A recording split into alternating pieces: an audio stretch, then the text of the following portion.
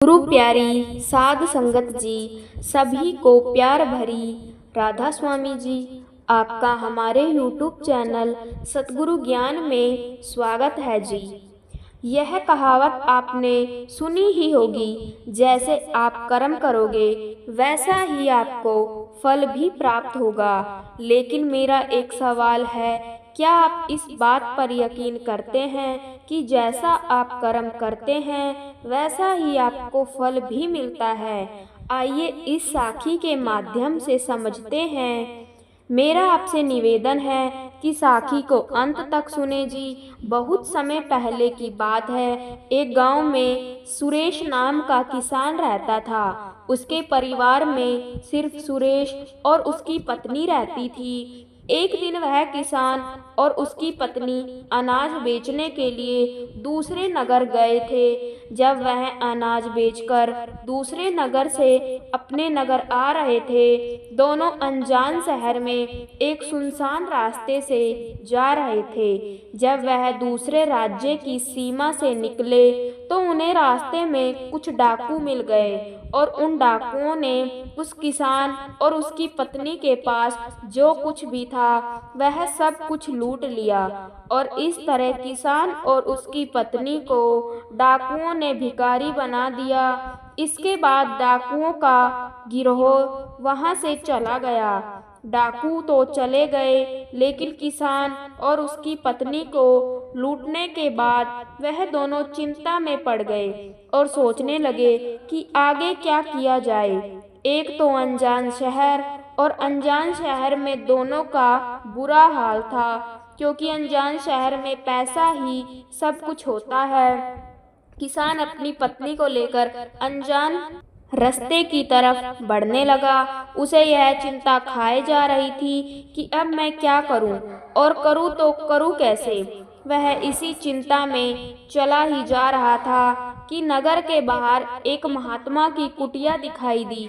वह किसान अपनी पत्नी को लेकर कुटिया की तरफ चल दिया। जब वह कुटिया के पास पहुंचा तो उसे वहां पर एक महात्मा मिले, जो एक चबूतरे पर बैठे हुए थे, अपने शिष्यों को प्रवचन दे रहे थे। महात्मा को देखकर किसान सोचने लगा, क्यों ना इन साधु महाराज को अपनी समस्या बताऊं, शायद ये मेरी समस्या का कुछ समाधान कर दे। ऐसा विचार करके वह किसान उन साधु महात्मा के पास पहुंच गया और उन्हें प्रणाम किया। फिर बहुत ही विनम्र स्वर से उसने अपनी समस्या उन महात्मा को बताई और कहने लगा, महाराज, यदि किसी तरह आप मेरी पत्नी को किसी सेठ के पास गिरवी रखवा कर मुझे कुछ पैसे दिलवा दे तो आपकी बड़ी कृपा होगी।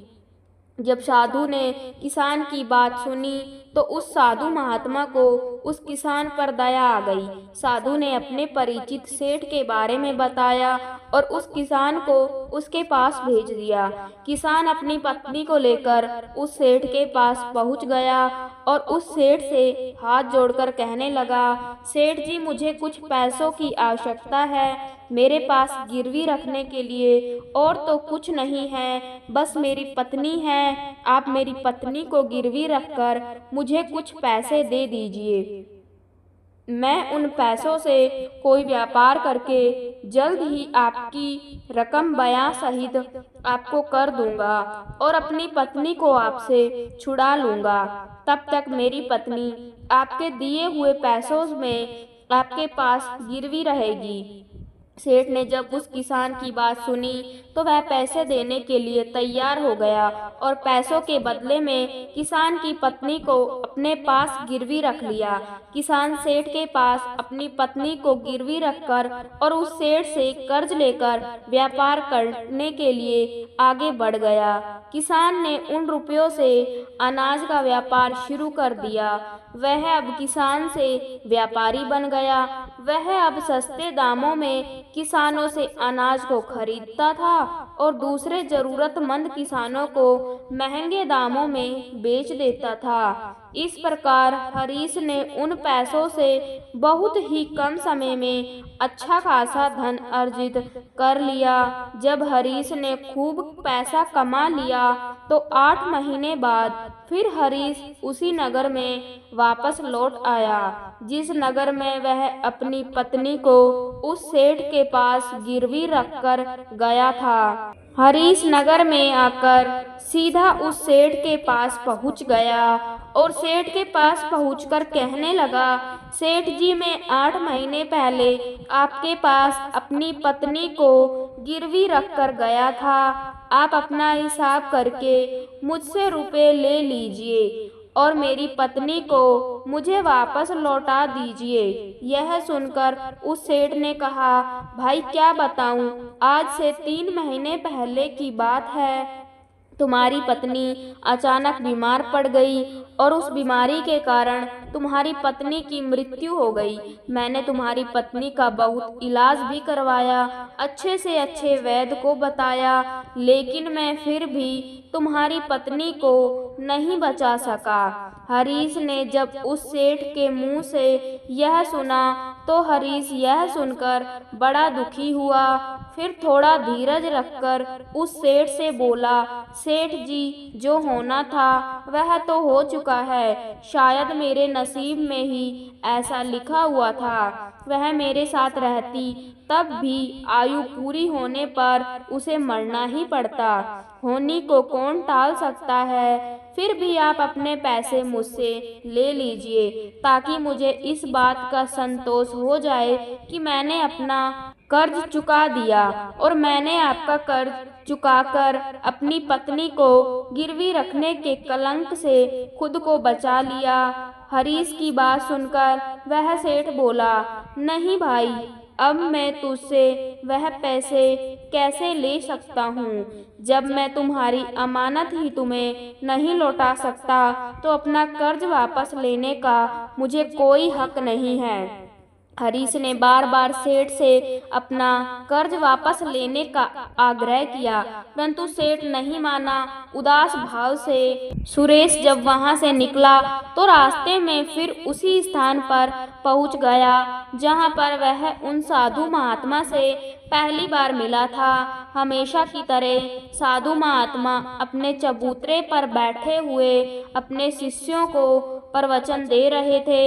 हरीश भी मन की शांति के लिए वहीं पर जाकर बैठ गया और उन साधु महात्मा के प्रवचन सुनने लगा। साधु महात्मा ने जब हरीश को देखा तो साधु महात्मा उसे पहचान गए और उसका हालचाल पूछने लगे। हरीश ने पूरा घटनाक्रम उन साधु महात्मा को बता दिया। वह साधु एक सिद्ध महात्मा थे। सुरेश की बात सुनकर उस साधु ने कहा, भाई, उस सेठ ने तेरे साथ धोखा किया है। तेरी पत्नी निश्चित रूप से जीवित है। भाई, तेरी पत्नी को या तो उस सेठ ने अपने घर में छुपा लिया है या फिर उस सेठ ने तेरी पत्नी को अपने किसी परिचित के यहाँ दूर किसी जगह पर भेज दिया है।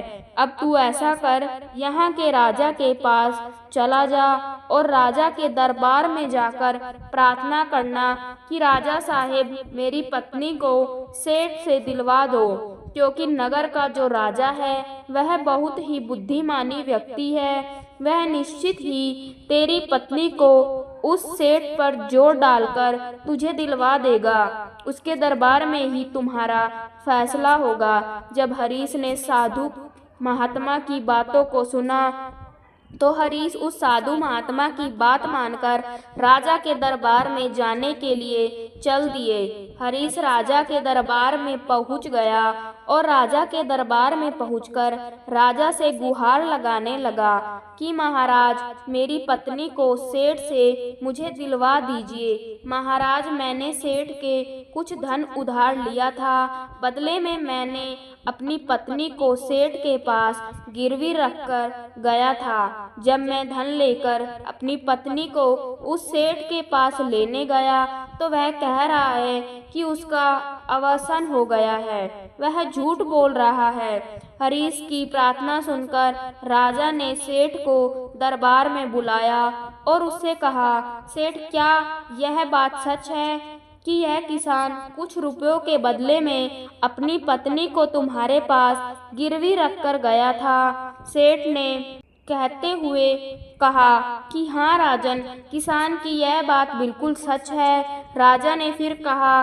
तुम इसकी पत्नी को क्यों नहीं लौटा रहे हो? राजा की बात सुनकर वह सेठ बोला, कैसे लौटा सकता हूँ महाराज? मैंने इस किसान को बता तो दिया कि आज से 3 महीने पहले इसकी पत्नी की मृत्यु हो चुकी है। महाराज, अब मैं धर्मराज के पास जाकर तो इसकी पत्नी को वापस नहीं ला सकता। राजा ने पूछा, कोई गवाह है तुम्हारे पास जो इस बात की पुष्टि कर दे कि इसकी पत्नी की मृत्यु हो चुकी है?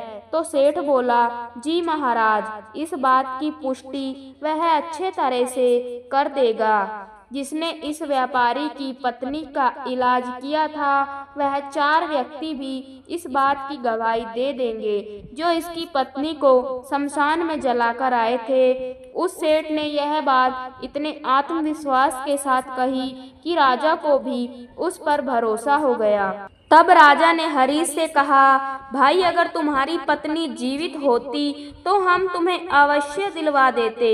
अब तो हमारी भी मजदूरी है। इस प्रकार राजा ने हरीश को समझा बुझाकर वहां से भेज दिया।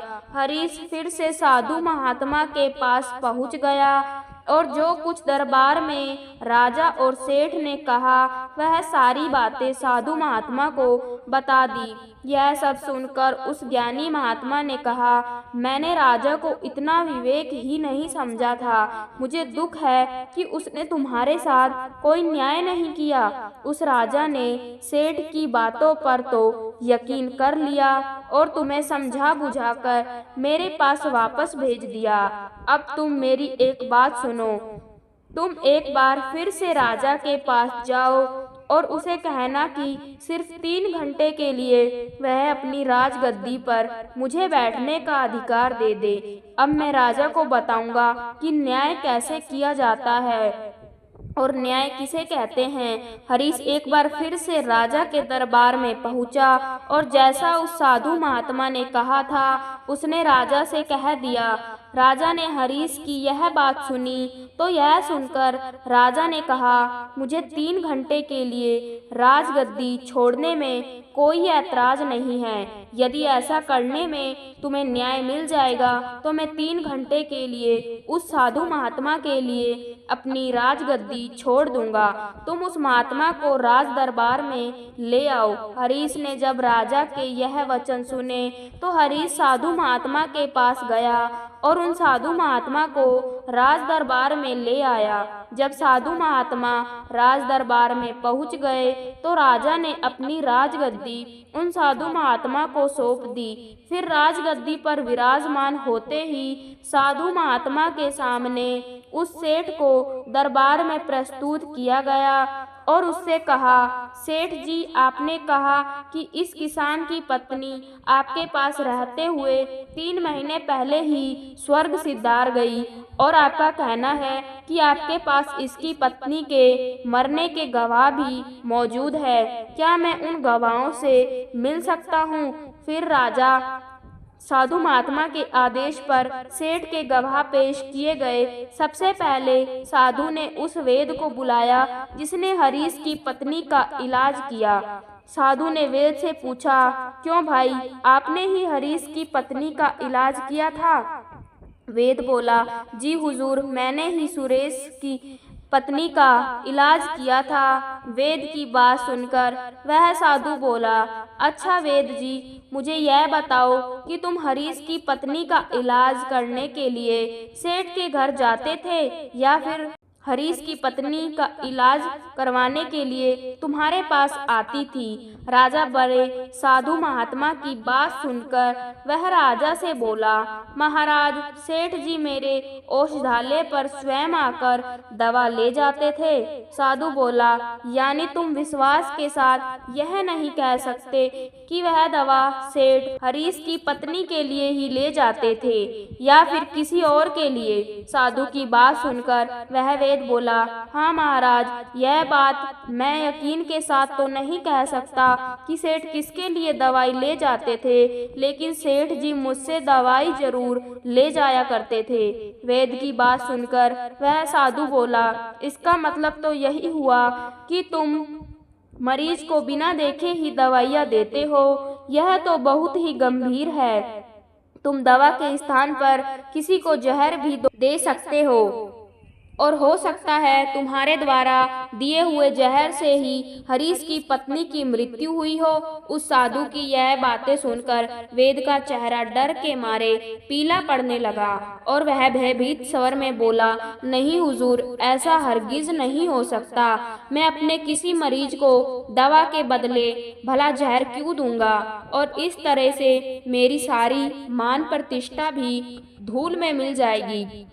वेद की बात सुनकर वह साधु महात्मा बोला, अब तुम ऐसा ही कहोगे। मैं तुम्हें अपने कर्तव्य के प्रति लापरवाही करने के और एक मरीज के जीवन से खिलवाड़ करने के अपराध में 50 कोड़े लगाने का आदेश देने जा रहा हूँ। इसके साथ ही तुम्हारा मुंह काला करके सारे नगर में तुम्हें घुमाया भी जाएगा। अब तुम सोच लो, वे सच बोलोगे या फिर मैं सैनिकों को तुम्हें गिरफ्तार करने का आदेश दूं। यह सुनकर वेद का शरीर कांपने लगा और वह उस साधु के कदमों में जा गिरा और बोला, हुजूर, मुझे माफ कर दीजिए। मैं स्वीकार करता हूँ कि मैंने सेठ के किसी मरीज का कोई भी इलाज नहीं किया। सेठ ने तो मुझे पैसे दिए थे और कहा था कि यदि गवाही की आवश्यकता पड़े तो ऐसा कहकर उसके पक्ष में गवाही दे दूं। बस मेरा इतना ही अपराध है कि मैंने लालच में आकर इस सेठ का प्रस्ताव स्वीकार कर लिया। राजा बने साधु महात्मा ने कहा, वेद जी, कुछ भी हो, आपने अपराध तो किया है, इसलिए मैं तुम्हें झूठी गवाही के इल्जाम में 100 कोड़े लगाने का आदेश देता हूँ। साधु महात्मा के आदेश का राजा के सैनिकों ने तुरंत ही पालन किया। सैनिकों ने तत्काल ही उस वेद को पकड़ लिया और भरे दरबार में कोड़े लगाने लगे। पहला कोड़ा लगते ही वह जोर से चीख पड़ा और कहने लगा, महाराज, मुझ पर रहम कीजिए, महाराज, मुझ पर दया कीजिए, मैं मर जाऊंगा। हर कोड़े के साथ उसके गले से करुणामयी आवाजें निकलने लगी। उसकी चीखें राज दरबार में गूंज उठी। वेद के साथ ऐसा होते हुए देखकर सेठ के गवाह के तौर पर बुलाए गए उन चारों व्यक्तियों के कलेजे दहल गए जिन्होंने हरीश की पत्नी को शमशान में ले जाकर जलाने की बात कही थी।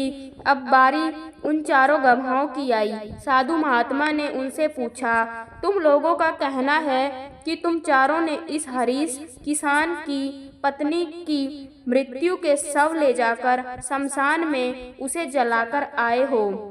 मुझे यह बताओ कि अंतिम संस्कार से पहले जब मृत शरीर को स्नान कराया जाता है, फिर उसे कफन में लपेटकर धरती पर रखा जाता है, स्नान के दौरान तुमने उस स्त्री का मृत शरीर देखा था? यह सुनकर उस सेठ के चारों गवाह कहने लगे, नहीं हुजूर, उसका मृत शरीर तो हमने देखा ही नहीं था। जब सेठ जी ने अर्थी तैयार कर ली थी, उसके बाद ही हम उसे शमशान में ले गए और उसे जलाकर आए।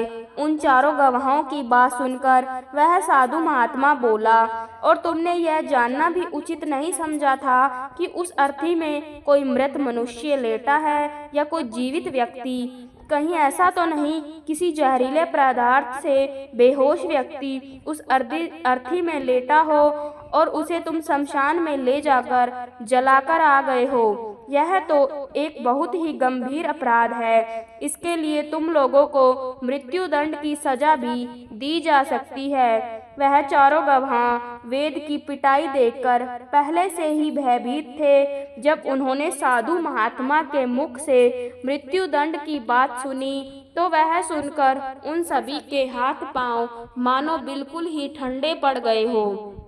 साधु ने विनय भाव से सेठ की तरफ देखा। जैसे ही उस साधु महात्मा ने सेठ की तरफ देखा तो सेठ का चेहरा ऐसा काला पड़ गया। साधु ने सेठ से कहा, सेठ जी, तुम्हारे 5 गवाहों की तो पहले ही हवा निकल गई।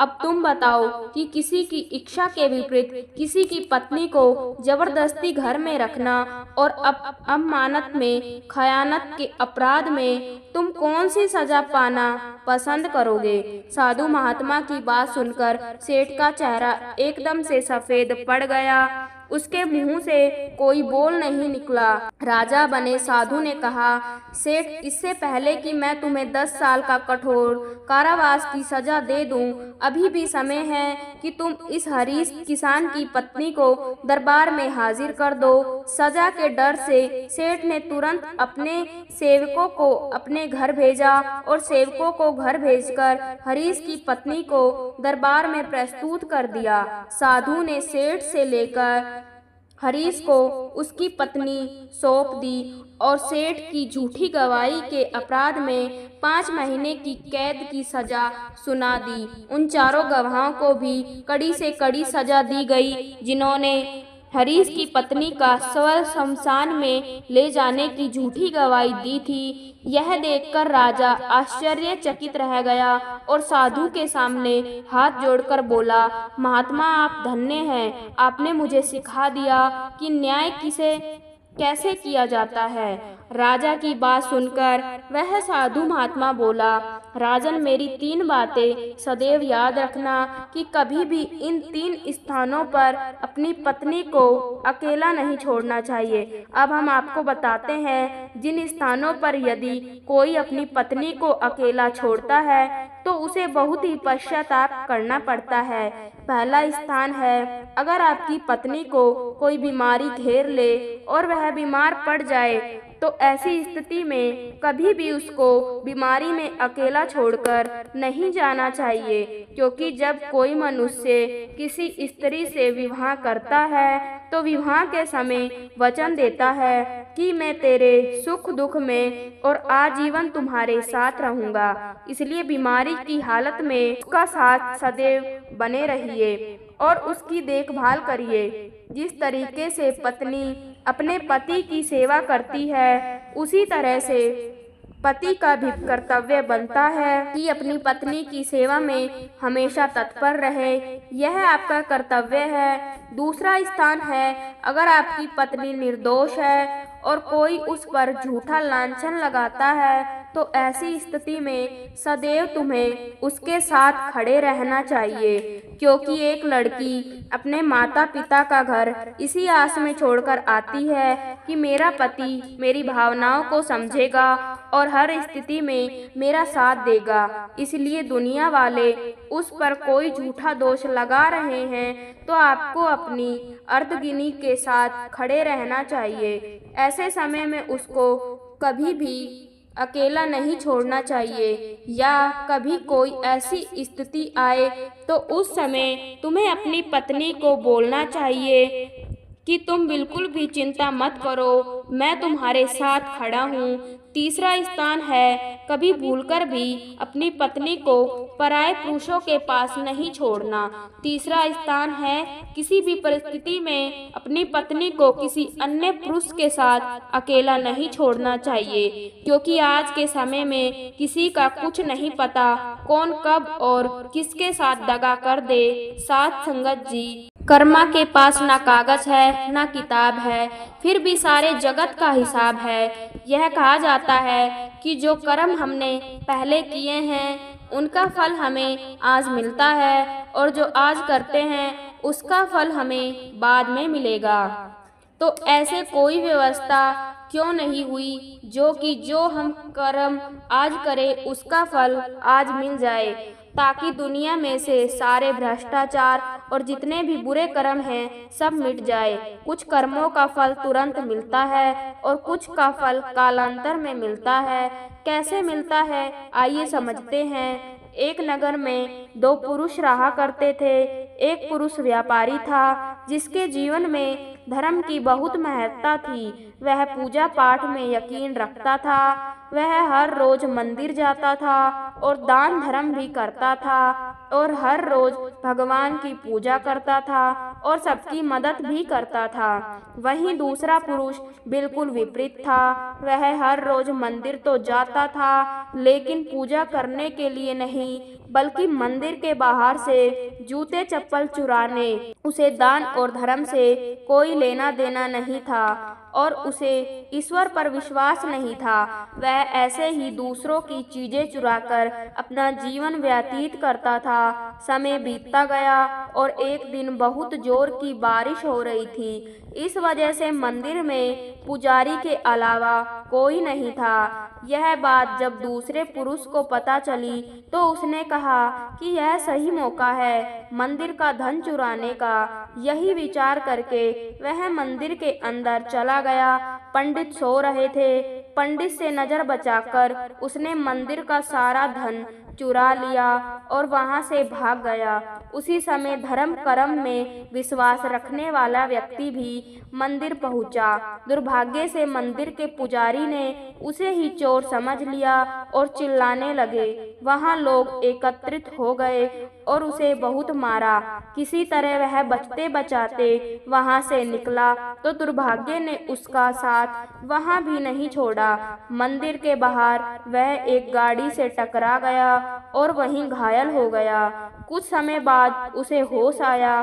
फिर वह व्यापारी लंगड़ा हुए अपने घर जाने लगा। कुछ दूर चलने के बाद रास्ते में उसकी मुलाकात उस पुरुष से हुई जिसने मंदिर से धन चुराया था। उसने कहा, आज तो मेरी किस्मत चमक गई, एक साथ इतना सारा धन मिल गया। यह सब देखकर उसे बहुत बुरा लगा और वह अपने घर जाकर उसने अपने घर से भगवान की सारी तस्वीरें निकाल दी।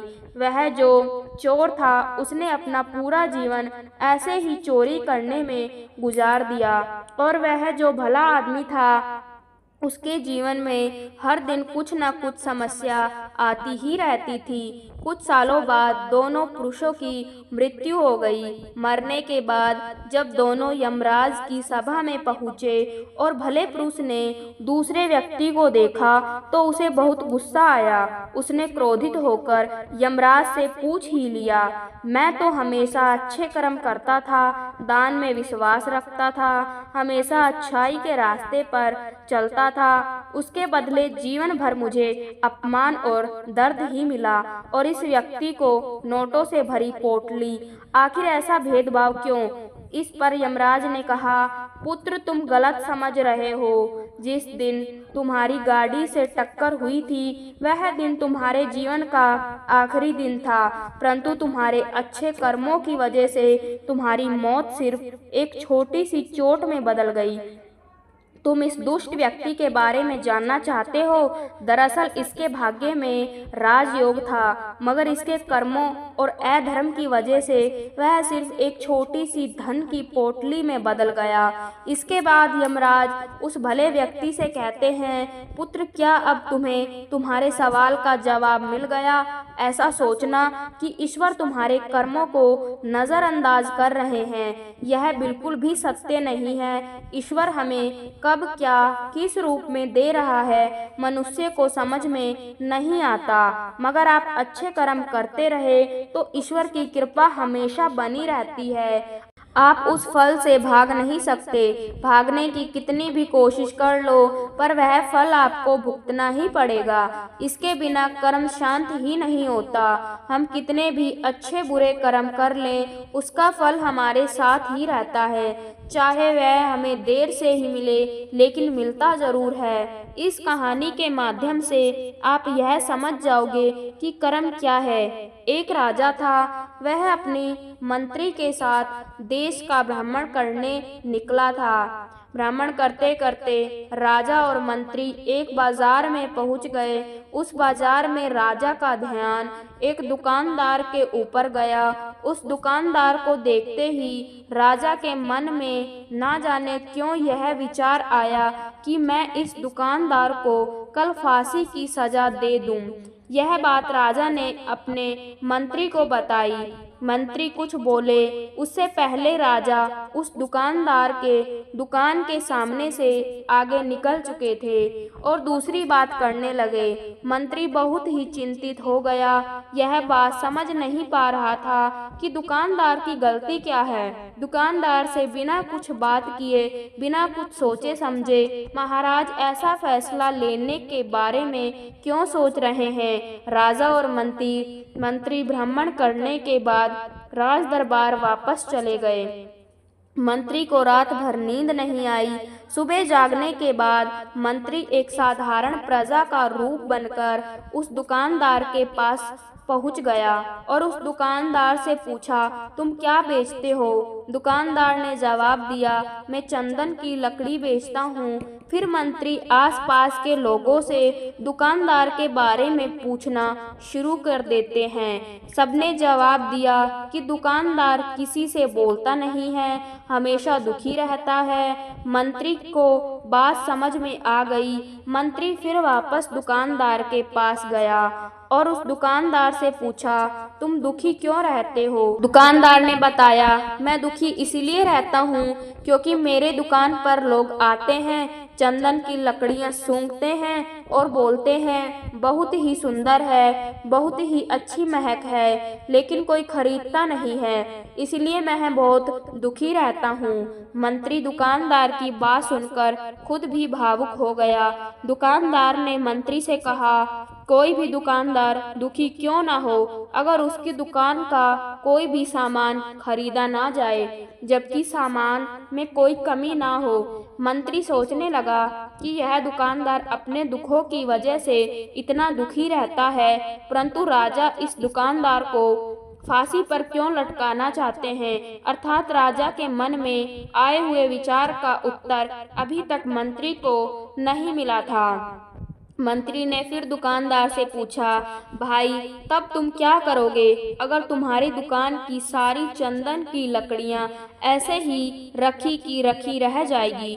तो दुकानदार ने गुस्से के भाव में कहा, मैं जानता हूँ मेरी चंदन की लकड़ियां ऐसे ही रखी रह जाएगी, कोई नहीं खरीदेगा, इसलिए मैं सोचता हूँ कि हमारे नगर का राजा जल्दी से मर जाए। अगर वह जल्दी से मर जाता है तो उस राज दरबार में उस राजा के देह संस्कार के लिए अपनी चंदन की लकड़ियाँ देता, जिससे मुझे कुछ पैसे मिल जाते और इस बाजार के अलावा बाकी के लोगों को भी मेरे चंदन की लकड़ी के बारे में पता चलता, तो फिर शायद कुछ लोग मेरी दुकान से जरूर खरीदने आते चंदन की लकड़ी। मंत्री दुकानदार की बात को सुनकर सब कुछ समझ गया और उसके मन में एक विचार आया। मंत्री ने दुकानदार से चंदन की कुछ लकड़ियां खरीद ली। इस खरीदारी से दुकानदार को कुछ पैसे भी मिल गए और वह थोड़ा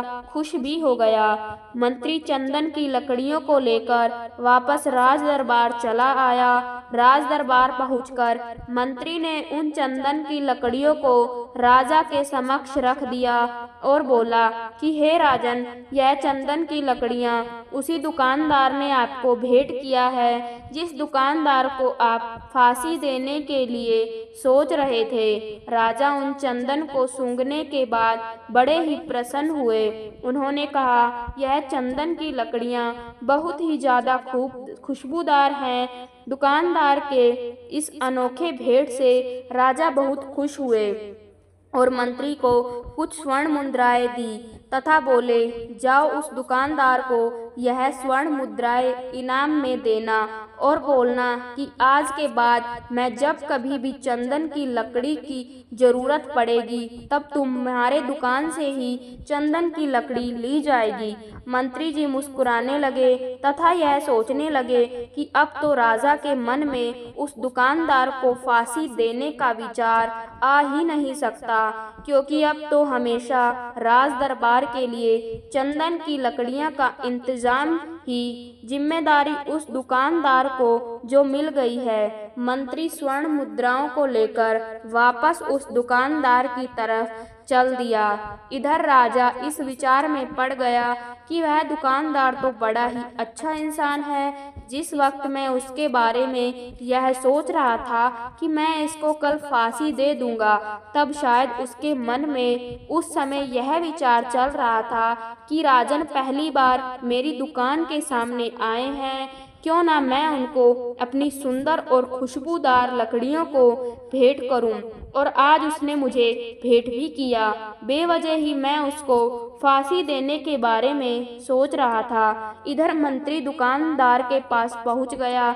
मंत्री ने राजा के द्वारा दी गई स्वर्ण मुद्राओं को दुकानदार को देते हुए कहा कि जिन चंदन की लकड़ियों को कल मैं खरीद कर लेकर गया था, उन चंदन की लकड़ियों को राजा ने बहुत पसंद किया और इनाम के तौर पर तुमको यह कुछ स्वर्ण मुद्राएं दिए हैं। दुकानदार बहुत ही खुश होने लगा। साथ ही साथ मंत्री ने उस दुकानदार को यह भी बताया कि अब आज के बाद राज दरबार में जब कभी भी चंदन की लकड़ियों की जरूरत पड़ेगी तो सारी चंदन की लकड़ियां तुम्हारे दुकान से ली जाएगी। दुकानदार ने मंत्री की बात सुनकर बहुत ही खुश हो गया और मंत्री ने दुकानदार से पूछा, क्यों भाई, तुम तो राजा के बारे में इतना बुरा भला सोचते थे, लेकिन देखो राजा तुम्हारी कितनी चिंता करते हैं। राजा कितने अच्छे हैं। राजा अपनी प्रजा के बारे में कभी भी गलत नहीं सोचते हैं। दुकानदार मंत्री की बात से सहमत हो गया और बहुत दुखी हुआ। दुकानदार मंत्री से बोला, मैं कितना गलत सोचता था राजा के बारे में। राजा तो बड़े ही अच्छे हैं, बड़े ही भले राजा हैं। भगवान करे कि राजा की बहुत ही लंबी आयु हो। यह बात सुनकर मंत्री भी बहुत खुश हुआ। फिर मंत्री वहां से वापस राज दरबार को चला गया। तो दोस्तों, अब आप समझ गए होंगे कि कर्म क्या है। कर्म एक बोले हुए शब्द है, कर्म एक वाणी है, कर्म एक सोच है, कर्म एक भावना है।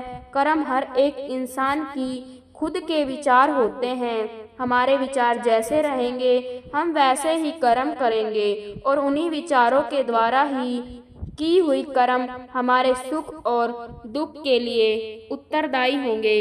अर्थात हमारे विचार अगर गलत हैं तो हमारे द्वारा किए हुए कर्म भी गलत होंगे तथा इसका परिणाम भी गलत निकलेगा। परिणाम स्वरूप हम दुखी रहेंगे।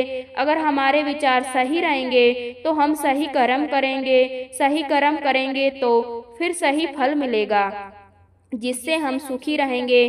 दोस्तों, इस कहानी से हमने यह सीखा कि अगर हमारे विचार सही रहेंगे, निष्पाप रहेंगे, तो उन्हीं निष्पाप और सही सोच की वजह से लिया गया हर फैसला सही होगा। जब सही फैसला लेंगे तब वह हमारे द्वारा की हुए सारे कर्म सही होंगे। जब सही कर्म होंगे तो सही परिणाम मिलेगा, जिसकी वजह से हम सुखी रहेंगे, हम खुश रहेंगे। तथा इसी जगह पर अगर हमारे विचार गलत रहेंगे तो हमारे द्वारा लिया गया फैसला भी गलत होगा और किया गया कर्म भी गलत होगा।